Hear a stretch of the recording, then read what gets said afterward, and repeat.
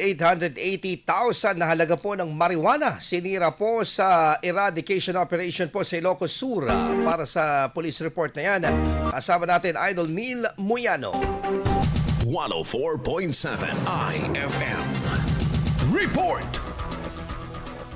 Tinatay nga abot sa 880,000 pesos ang lagarang mga tanim na marijuana na winasak ng mga otoridad sa isinagawang marijuana eradication operation sa Barangay Likungan, Sugpun, Ilocos Sur mula Hunyo 14 hanggang 16. Pinangunahan ng mga tauhan ng 2nd Ilocos Sur Provincial Mobile Force Company ang operasyon. Katuwang ang Ilocos Sur Provincial Drug Enforcement Unit, PNP Drug Enforcement Group Special Operations Unit 1 at kimat ng Sugpun Municipal Police Station ay sinagawang operasyon na tuklasan ng mga otoridad ang isang plantasyon ng marijuana na may lawak ng umigit kumulang 550 square meters.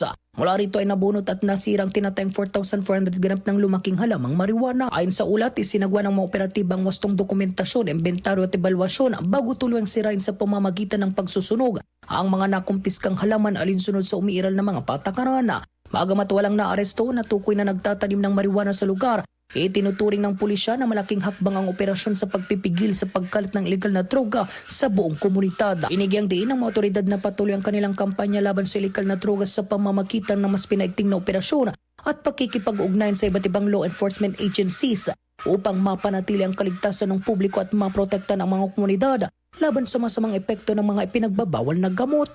Kasama mo mula rito sa FM Mustugupan, sa Edwin Limero, Tadak IFM. IFM News. IFM News. IFM News.